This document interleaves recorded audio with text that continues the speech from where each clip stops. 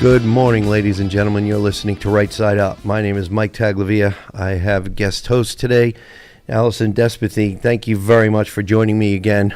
Thank you. Definitely great to be here, Mike. Yeah, so we did manage to have some nice weather this past weekend. I know it got a little bit chilly again, but it's March. The days are getting longer. Spring is definitely on its way. So I don't know about you, but I'm very happy about that. Yes, and the sun is shining. I'll take it. Yes, the sun is shining, exactly. So I just wanted to get into this right away because I know you and I, when we get together, we could talk for like 6 hours straight. We're going to need to, one of these days we're going to need to do a marathon show. But, yes.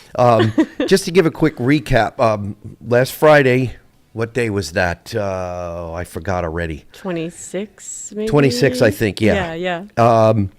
There was the last day of session before town meeting day, and it got a little bit spicy in House Environment Committee. Yes, it did. Wow. Wow. You know, there's a lot going on, and just in case people don't realize, voters in the state of Vermont, the Environment Committee and House Natural Resources. Senate Natural Resources. Senate Yes. Natural Resources Yep. have a huge effect on the economy of Vermont, affordability in Vermont, housing issues. House Environment deals with land use and water. Yes. So every housing bill, House Environment gets a walkthrough, Yeah. gets a look at. And they also deal with electricity and Yes. heat as well. Yes. Yes. Yes. We do get walkthroughs on that. Now it's House Energy and Right. Digital Infrastructure. Used to be Energy and Environment, but Right. I think for this biennium, it was broken up because I think it was a strategic move to try to slow us down. I really do. I really believe it was a strategic move. And it wasn't good for the economy of Vermont. It was a move that was detrimental to the economy of Vermont. But anyway, we're sitting in House Environment Committee, and we're talking about H70. H70 is a bill. I don't have it right in front of me, but it would be an act relating to including the UVA land, which is use value appraisal, also known as current use, into the Act 59, which is a 30 by 30, 50 by 50. Right. And if we were to pass this out of committee, pass it out of the House, get the Senate to buy in, and get the governor to sign it, Act 59 is done. We're good. We can say we crossed the goalpost. Covered. And yes, covered. Not to say we should stop trying to preserve certain areas of landmass in Vermont. That's not what anybody is saying. But it means that we cannot be taking it like it's an emergency and then concentrate on housing and affordability and school structure and school taxation and so many other things that are a real priority, right? And I would also add to that, just to make sure people understand Act 59, is they want 30% of Vermont conserved by 2030, 50% of Vermont conserved by 2050. And we already have that going on with this current use program. Yes. We've got, 54 to 57% of land wrapped up into this current use program, which allows the working lands. 2.5 million acres, I believe, are enrolled in UVA, which is Yes. working lands Yes. mostly, although there are some that are in passive use.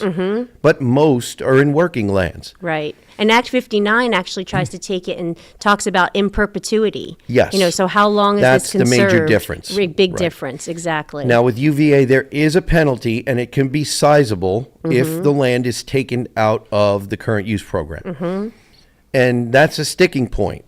And it came out in House Environment Yes. on Friday. There was some very impassioned testimony. It was very good testimony. Thankfully, the committee went long in the hearing of testimony, but it didn't go long enough. We Yeah. should have adjourned and come back after lunch, but we did not. And that's a problem. That's a Yeah. problem for me. It's a problem for rural Vermont. Okay. What happened in committee was we were able to force or allow more of each witness, more time for each witness. It was originally limited to 10 minutes, but I spoke up and I said that wasn't acceptable. If we're in the people's house, and I'm paraphrasing, Well, let you the people actually speak. said, I'll stay here till midnight to hear Yeah. people speak if they need to, Yeah, which was it- awesome. it That's does- what we yeah. want. They Yeah. showed up, like you said. And the reason I said that was because week after town meeting week is crossover week for policy bills, meaning bills not involving money. And that week, we potentially could be there longer. Right. So what's the difference if we're there longer one day prior to crossover week? If it's important, which it is, and it could be a bill that could help solve a problem, which we don't often do, is solve problems there, Right. although that's what we're elected to go do, then why not? Right. Then why not? And the testimony was amazing. I mean, you had, we had foresters and loggers. loggers and stewards. So people Yes. who've been stewarding the land and really taking care of these Vermont working lands for a long time. And they did awesome. And, you know, the first man who was testifying, it was just so sad to hear him talk about how a lot of the sawmills Yes. have gone away. And so now we're importing, you know, all of this wood, trying from Canada with all the, you know, whatever's Right. going on there. And instead of supporting our local people and our local economy, you know, who were really doing great stewardship and forestry and logging in these working lands. And Yes. that was heartbreaking to hear. Yeah. It was very sad to listen to that testimony, but also really amazing to hear these Vermonters who've been stewarding the land for a very long time. Yes, and, yeah. and it's important to point out the state of Vermont at one point was like 20% forested, 80% cleared. Yep. It's now reversed. Yes. It's 78%. 78%. 78% forested. Yep. So, and we are actively managing the forests, and the trees are growing faster than we're harvesting. Okay, so the garden is producing more than we can actually consume right now, Yes. the way it is. Yes. So we are going in the correct direction. We're keeping Vermont green as far as leaf cover. And we are producing, what is it, early successional growth, which is really good for a lot of species, a Yes. lot of game, a lot of insects, butterflies, deer. And that's the You- true all- definition yeah. of conserve versus Yeah. preserve. Like Right. conserving is that level of good, you know, responsible management. Right. Definitely. So, you know, there are lots of positives that have come out of the UVA program, and why not reward people in UVA for their good stewardship Right. over, when was it? Sometime in the 70s, I believe, is when it first came. I think that's what it was. I think think it so. was I can't 70s, remember yeah. the exact date. But what happened toward the end of the testimony, I think, was the most telling. Yes. So before I get into that, when we first came into session in our committee, we got a refresher on wetlands law or wetlands statute. Okay. And most of that was because of the governor's executive order and what he wanted to try to do with respect to permitting and wetlands buffers, reducing from 50 feet down to 25 in certain circumstances, not statewide, Right. but on a case-by-case basis. And let's see, the attitude or the stance in our committee was, by some, was that the governor can't do this. He doesn't have the authority. It's written in statute. Statutes would need to be changed, and the legislature is responsible for that. So the position by the chair was the governor can't do that. It's not his purview.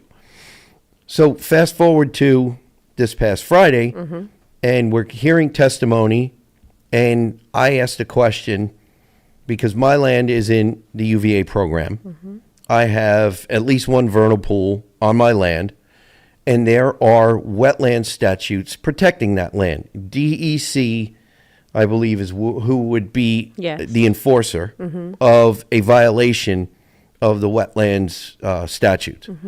So I asked, I asked basically what was the difference of the value of the vernal pool and all the aquatic biota and everything around it, and I'm paraphrasing here, including the buffer around it. What's the difference in value whether it's in UVA, it's not in any program, or if it's in a program that has a conservation easement preserving it in perpetuity? And I started to get kind of, and you were there also as an observer, so you can verify yes or no if I'm embellishing here. But No, I this is started to good. get word salad from the witness. Yes. So I interrupted. I said, maybe you don't understand. So I said, there's three different options. It's either in no program, it's either in the UVA program, or it's in a permanently preserved in perpetuity. That's the favorite word. Right. How are they different in value? And the witness started to go into basically describing a wetlands violation. And I said, no, that's not, because this person, and I'm not going to use names here, Right. Right. but this person with his current and former employment, if he doesn't know, he should be fired from his job. Okay? So the problem that I have is not just that, is my committee chair interrupted the testimony and basically tried to almost immediately end the committee hearing. Yes. Instead of saying, yes, Mike, Representative Taglavia, who is, by the way, as if none of you know, I'm just a freshman. I'm still learning, but I did remember this much. Yeah. It really looks to me like the agenda trumps or overrides, precedes the environment in this Yeah. case. Yes. Because And Vermonters. what happened was my chair absolutely did not say, no, you're correct, Mike. You're describing, or the witness is describing something that would be a violation. There shouldn't be any change because it's a vernal pool, because it's preserved in statute Right. already. Right. Right. So I think it was very telling that now for 1.5 sessions, we finally find out that this is stonewalling and marking time. It's not about affordability. It's Right. not about helping the governor help Vermonters. Right. It's about we're going to preserve in perpetuity whether anybody wants to or not. Right. So, And I just want to also add to that a few things that I've noticed, because I remember being around when they were moving through Act 59, and there were a lot of people who were really upset. And this is where you go back to, are you serving an agenda or are you serving Vermont and Vermonters? And the farmers and the loggers and the foresters were very unhappy that they were not Yes, they were. involved in the conversation for this 30 by 30, 50 by 50. And they would be heavily impacted. Yes, And they were and they very, were. very upset. Exactly. And now they finally on Friday, at least some of this crew, had a voice and were able to contribute to the conversation. A little bit too late, sadly, and we'll see what happens. well, part of the thing is, part of the argument against this and part of the argument for slowing it down is the lack of notification. Exactly. The lack of notification. And by the way, Right. there was another witness who was warned, and the chair knew about it 2 days prior, who never got the chance, was present, waiting to sit in the witness chair. Right. And we were not adjourned till after lunch. We were adjourned, period. Right. And Representative Rob North did everything he could to try to stop that. Yes. And he asked some very good questions. Number one, will we be taking more testimony? Right. Right. And I'm pretty sure my chair she said no. And in the beginning, when I piped in and said we need to hear everything, what she said was, well, this is just the beginning of the conversation. So it was a beginning at about, I don't know, 11, 10. Yeah. And the end was at about 10 minutes to 1, quarter to Right. 1. So No, it sounds like it was unfortunately shut down, and major thanks to both you guys, all of you guys, and Larry Labor and Rep Pritchard. You guys did an amazing job, and Rep North, really tried to sort of keep that going. Yeah. And I also want to just point out the one thing that he had said that was an amazing idea with regards to, this is the page I've been on, is you guys get the report every single year on current use for this UVA program, right? Yeah. You guys can keep an eye, and if all of a sudden that land that is enrolled in this program starts to drop off and there's concerns on this then we can tap the brakes. Exactly, and then you could figure it out. And by that the would way, be the best plan. Year over year, we have a net gain for that. Yes. So we're going to need to take a break, ladies and gentlemen. We've already burned through one segment. You're listening to Right Side Up.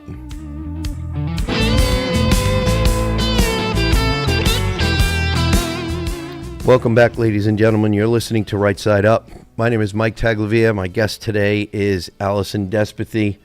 Allison, there's so much for us to talk about. I know you wanted to talk about some, I guess, carbon credits and some of the other bills that are floating around here that are not going to fix the affordability issue. So I'll let you talk about some of the things you wanted to talk about. Go ahead. Okay, no, I just feel the carbon credit scam is really important for people to understand, because this relates back to the clean heat standard and why that was so heavily fought by Vermonters, because they knew that it was going to hurt them.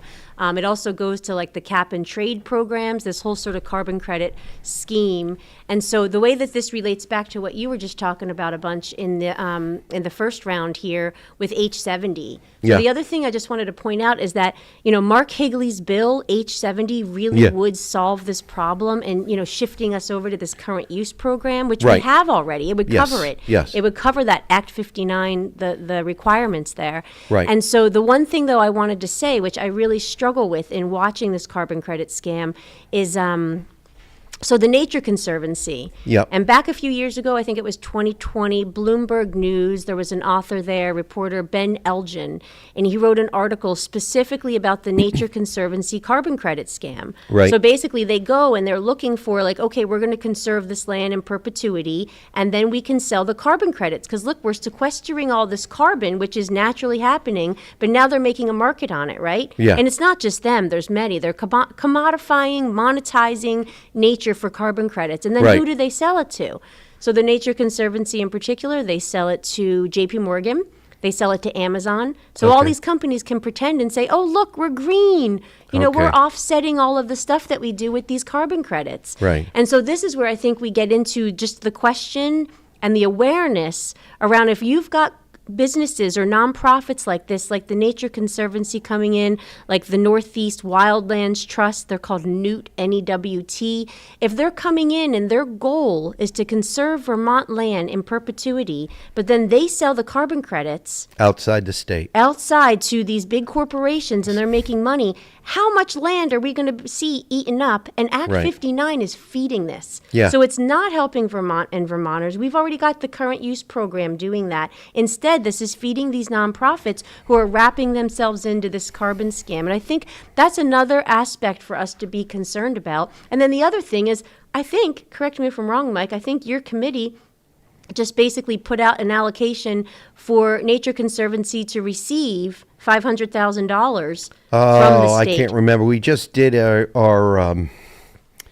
budget letter. There's some stuff. There was some things we tried to bargain them down because we know where the budget is. Yes. We know there was an agency. A&R was looking for 3 more full-time employees, and we were trying to figure out how we can do this and still be fiscally responsible given the $9+ billion budget. I know. And unfortunately, we were outvoted. We tried to take it down a little bit. I know. Thank you for trying. Exactly. It's just, this is the thing, ladies and gentlemen.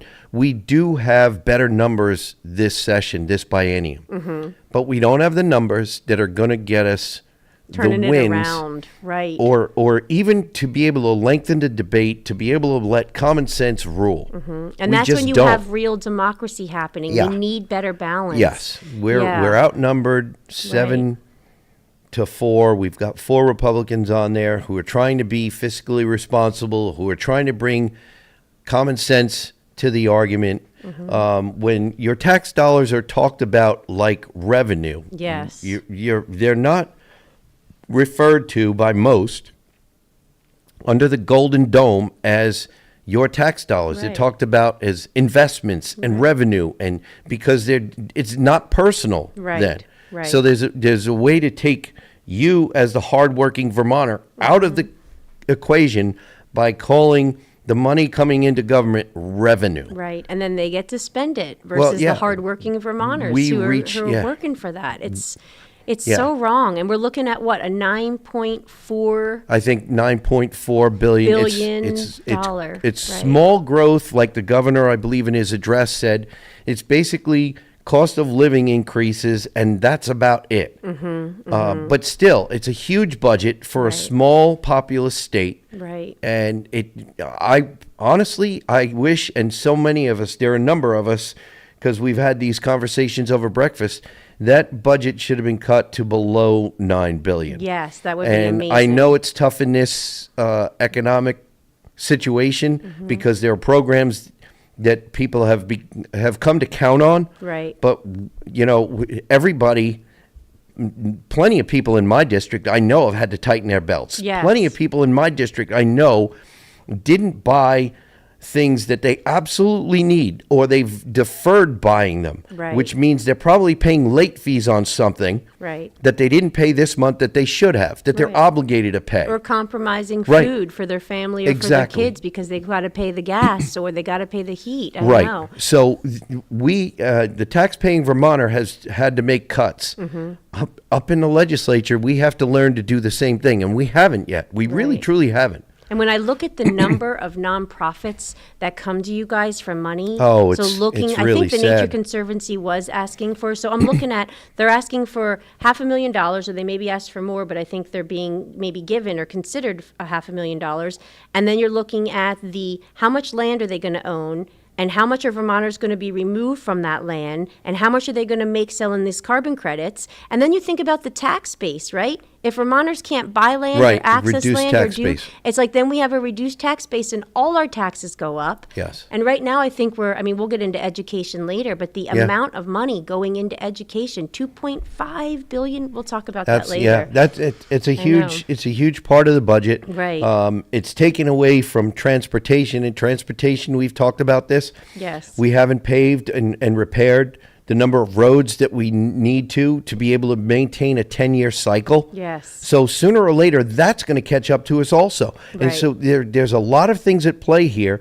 So when you hear some of these legislators who are in the majority talking about their pet projects, where do they stand on keeping the roads The basics. open? Yeah, the And when you basics, think about exactly. what is government supposed to do, and they're Yeah. supposed to be serving us in there, representing us, and that's where honestly I'll just Yeah. say it straight, like we need more Republicans to make that stuff happen because right now there's these runaway agendas that are happening, or the pet projects, like you said. Yeah, And I so- think that all of this, talking about the carbon credit sort of scam, brings us to that H740, Yeah. the that's greenhouse 7.4. gas inventory, right? Yeah. So I we know. don't, this stuff, was it Matt Cota who testified Oh, before? yeah, he did great. Yes. Energy. And he Yep. basically said, you don't need this money Mm-hmm. for this because it's available free. Here it is. And they were asking $800,000 initially. And this is also where, A&R, granted they do a lot of work, but they came in and they're saying, Yeah. we need this money. And then they're coming to your committee saying, we need these more positions. And here we go, building more bureaucracy, asking the taxpayers Right. to fund this. Everybody, the hardworking tax-paying Vermonter, to shoulder more bureaucracy. Exactly. We have to find a way. There's got to be a way to find. We need some sort of an audit that will show us where we can be more efficient. Yes. I cannot believe that I can give you my opinion on that list next time. I've got that list, Mike. But the other thing I would say with that greenhouse gas inventory bill is, I was sitting there in that committee when Julie Moore from Agency of Natural Resources came in, and she's a great woman. She's good.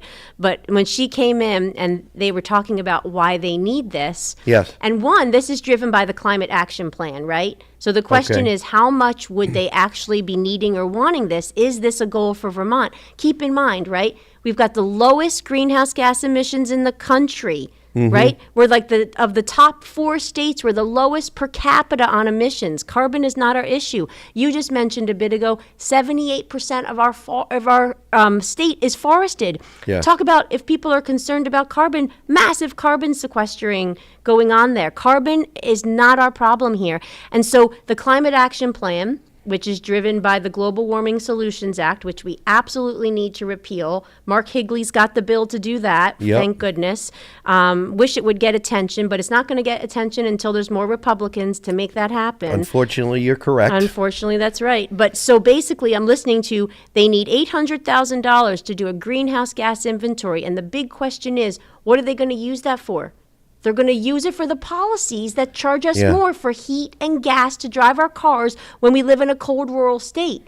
So the fact that we would be spending money on this should be so frustrating for everybody, because this is what they referred it to, right? And Rob Roper did a great talk on this. They kept calling it foundational. This greenhouse gas inventory is foundational to what? To policies that are going to hurt Vermonters. And last thing I'll say on that, we know that, because the Clean Heat Standard Technical Advisory Group, done through the PUC, came back and specifically said, this is not good for Vermont. This isn't the right fit for Vermont. There's a fraudulent carbon credit scheme in here, ripe for fraud, quote unquote, they said. Right. And then you also had Treasurer Pichek. He did a report on the cap and trade program for the increased costs on transportation fuel. And again, this whole carbon market scam. And he came back and he said, no, this is going to hurt Vermont. It's going to hurt low-income rural Vermonters. But then he still supported it. He basically still supported we should do it later. I don't get it. No, it's so frustrating to see. And that's the problem with that 740. Yeah. We're not paying attention to things that would make the state more affordable. We've got H718, residential energy codes. Yes. So we're going to keep raising the standard for new construction. Well, that's going to cut more and more young families out of the equation. I'm not sure if we covered this or if I talked about it on the show, but we've $800 million on the homeless hotels. Okay? $800 million is like $4,000, $200,000 homes. If we could help put people in homes and give them pride of ownership. Yes, so what? They're not the highest efficiency, but people have pride of ownership. They can pay down some of their mortgage, build equity, and guess what? As they build their family, they'll do additions, they'll do renovations, and that's when they can make them more efficient. Exactly. In the meantime, they're on the grand list paying taxes. Right. Imagine that. Helping. Right. Helping. Right. Right. But no, we didn't do it that way. We blew $800,000 on homeless hotels. Or $800 million. $800 million. Yes, I'm sorry, $800 big million. Right. Right. So right. we're going about this all wrong. I know. We And really I think truly the are other going thing about this all wrong. And for people to keep in mind that we already have a really strict high-level energy code in place. Yeah. And they want to take it to this level. And so many of the builders, or even like Huntington Homes, I remember them saying, what are you talking about? This is going to add I think it was $10,000 to $20,000 more on a home, which is, again, just... It's not going to help people to get in there and for us to build homes here. Right. And we were talking about homes that were already fairly efficient, but bringing them to the next level. Right. The problem we have in Vermont is we don't have a good, better, best energy policy. Good, better, best. And for those of you who don't like to hear nuclear, cover your ears. Nuclear needs to be the brass ring. If we do nuclear, and there is, let's see, SMR, small modular reactors. Yes. There was one I was just reading, I have it bookmarked somewhere, where we're on the verge of technology with these small nuclear reactors that are, what do they call them? Fast reactors, I believe, but they'll fit in a truck, in a tractor trailer, and they will go 5 years without being refueled. The beauty of some of this technology is we can take the spent fuel from the older style nuclear reactors, which, by the way, ladies and gentlemen, is only about the size of a football field, 12 feet deep, which is not huge. But we could take that spent fuel, and guess what? It's not really spent fuel. It's, what do we call it? Recyclable. Right. We can use it as the fuel for these smaller, more efficient reactors and deplete it more so that what's left is something that can actually be recycled more and used for other means. Right. So we have, through technology over the years, come to find out that nuclear is not the problem, it's the answer. And then we still have natural gas and other things.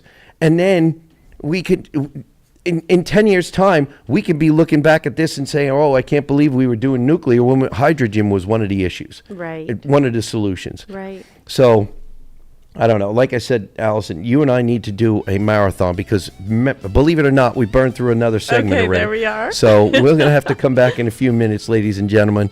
You're listening to Right Side Up.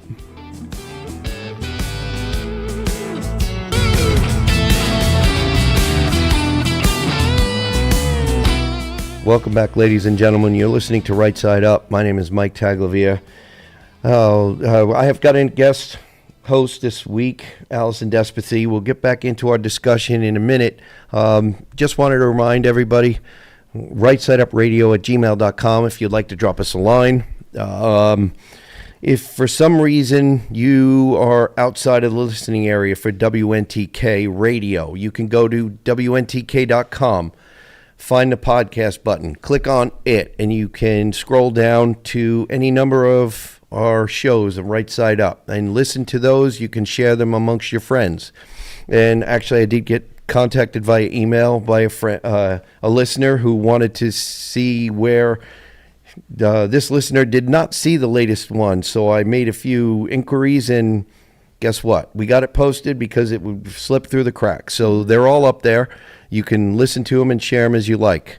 You can find us on 802 Scoop Facebook. You can find us on 802 Scoop YouTube.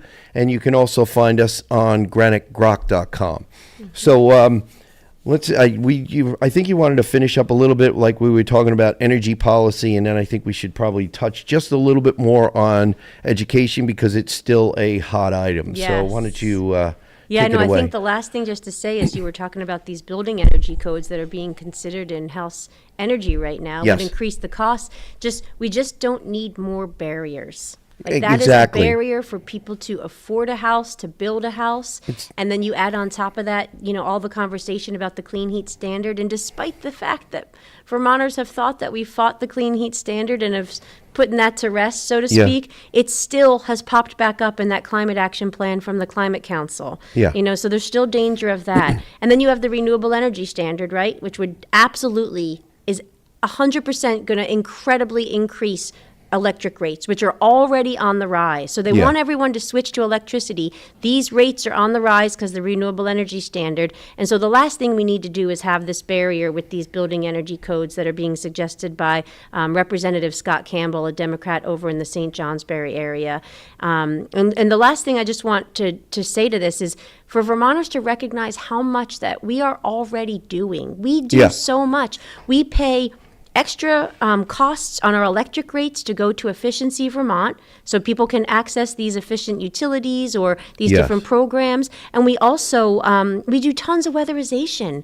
We have a whole, fund and program for weatherizing homes, and we have weatherized tens of thousands of homes, Yep. which it obviously doesn't increase our use. It reduces consumption and helps affordability. Like that's a Yes. key answer is keep the weatherization going and recognizing what we're already doing. And I think for right now, the majority in the legislature to be asking us to do more it's horrible. Yeah. It's Well, unacceptable, and it's not what we should be seeing. It's the wrong direction. It's none of it is making Vermont more affordable. Right. It's like you said, it's another barrier. Yes. So when we have all these barriers, what does it do? It takes the lower and middle income Vermonter and actually elbows them out. Yes. And who comes in? I know. Those that can afford the engineering and the extra permitting and the extra time. Right.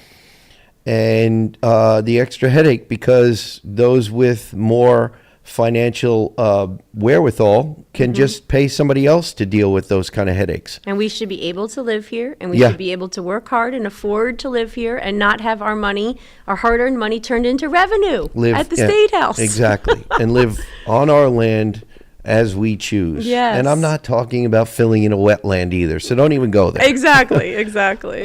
Good. So, all right, I guess we should really talk a little bit more about education, because H70 is still, Act 73 Yes. is still a hot Yep. topic. Big one. There's still lots of bones of contention. This hopefully will be solved this session, but there's going to need to be we've been nibbling around the edges. There's been a lot of stonewalling and slow walking. So, these next couple of months, there's probably going to be a lot of late night committee meetings. Yes. And it really doesn't, the sad part, it doesn't need to be that way. Especially after seeing what the beginning of the session was like. Right. So let's talk a little bit about what we've got. We've got Senator Heffernan's plan. Yep. We have now that there's just recently been a lawsuit Yes. or two based on Act 73. Yep. So there's still a number of things going on. And, then we've got some things going on in the background with H89 and some other student-based education initiatives. Yes. So there's still a lot of good things out there. The resistance is in the education committees themselves, basically, and the task force, which Yes. didn't wind up doing what the governor asked. So Right. why don't you put in a little bit of your input from what you know? I think the biggest thing is that if you ask any parent in this state, really in this country or world most likely, but any Yeah. parent in Vermont will tell you that they would love to have the opportunity to choose where their child goes to school. That's true educational opportunity. That's true educational equity. And unfortunately, what we're seeing play out is in House Education, Peter Conlon's proposal has gone Who's the chair? way in the wrong direction. Yes. And he's the one saying, we're going to put an end to this town tuitioning. So some schools have this major benefit, and many parents move there to take advantage of it, right? 3 towns in my district. Yes. I've had numerous parents say, well, and people who are not parents, but who know people who've moved to the towns Yes. with tuitioning, say they chose the towns and the districts because of tuitioning. Exactly. Let's make the entire state of Vermont a tuitioning, school choice, whatever you want to call it. Yes. Well, let's make it a destination. You know what that'll do? It'll increase the population of all our schools, so we won't be worrying about closing any. Can and you by the imagine? way, Yes. I can imagine. That's why I don't think it's that far away. The only people who want it far away are the people who are opposed to it right now. Right, right. And I think if we had enough parents wake up to this idea, those who don't like the tuitioning would be far outnumbered. Yes. I really do. Yeah. And 85% of the people who send their children to public school will probably continue to send those They go children to a close. public school. They That go doesn't mean they close. won't be tuitioned to another public school. Right. But people keep thinking that just because we talk about student-centered education, school choice, tuitioning, however you want to call it, Right. it's automatically a school outside the public school system. That's not the case. Right. That's not the case at all. So we need to have a little bit less fear mongering and a little bit more data and real life situations here Right. instead of the fear mongering. Right. And that's where I feel like if we could get the legislator, and especially right now the education committees, to focus on this is about the child. We want Yes. what is best for the child. Yes, we need to look at the taxpayer. And if we do town tuitioning across the board and parents can choose and there's these options, we're going to solve that whole problem. All of those problems are going to be solved for the taxpayer, for the student, for the parents. Like, this is the goal. Yeah. And this is the direction we need to head compared to the direction that they're heading right now. Sure. I mean, And that's a big thing. like you said, this is about the student. student. Ultimately, is mostly about the student. I see, coming from the service industry, I see the student as the customer. Yes. The student has a problem. Actually, has two problems. They don't really get a say. As you know, mom and dad need to be the one who says, because they're students, they're young people. They don't know. They may think they know, Right. but they don't have the life experience to Right. know for sure. But mom and dad and student, all three need to be able to make those decisions. Yes. But the student is the customer, and right now the customer can't vote. Right. By the time they can, they're out in the world.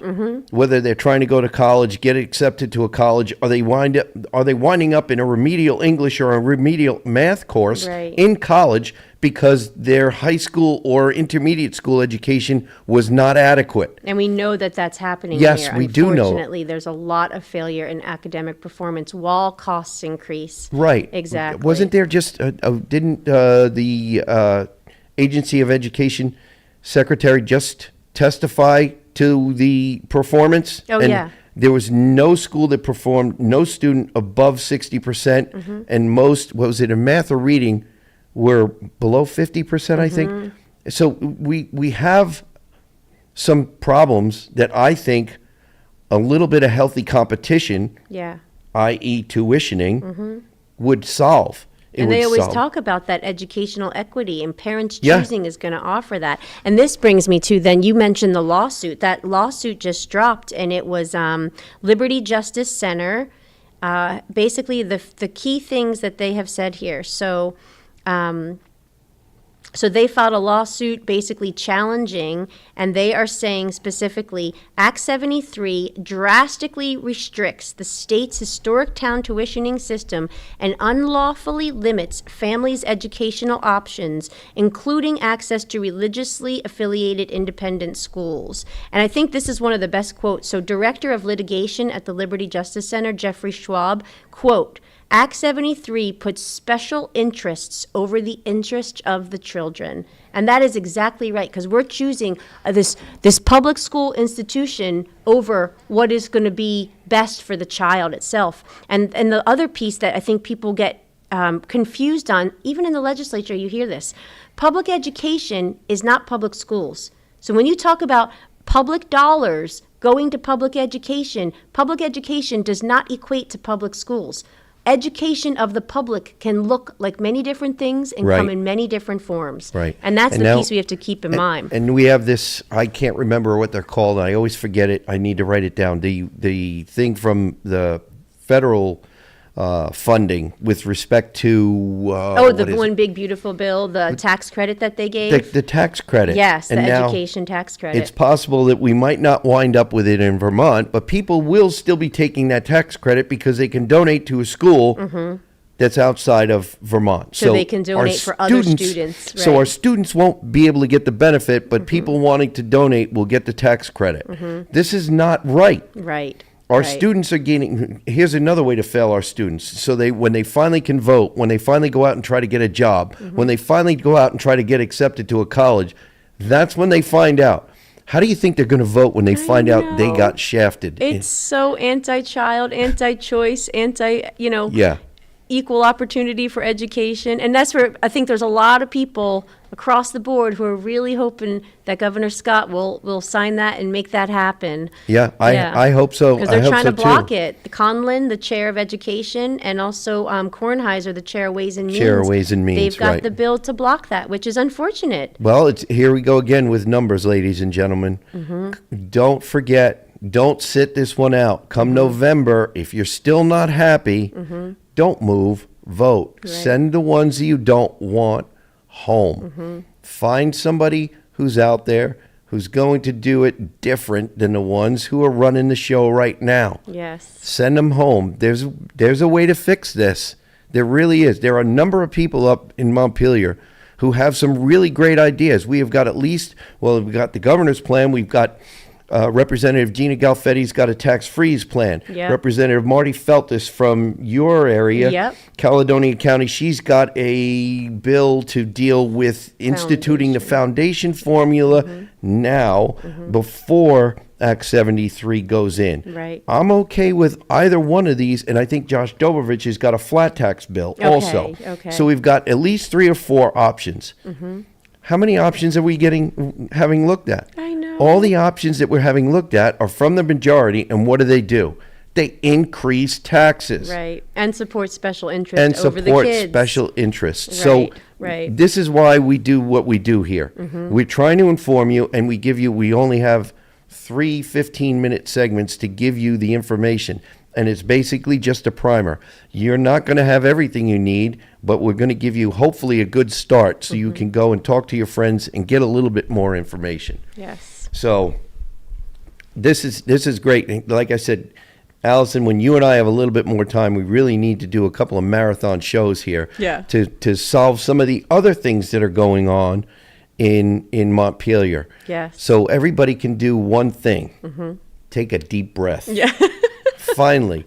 And focus on Vermont. We want the focus on and their Vermont families. and Vermonters. Exactly. And their families. Exactly right. So that's the goal. But anyway, it's always a pleasure having you join me. I think the conversation is great. So Thank you. Thanks for having me here, yeah, Mike. always a pleasure. So remember, ladies and gentlemen, stay safe, stay informed, listen to Right Side Up.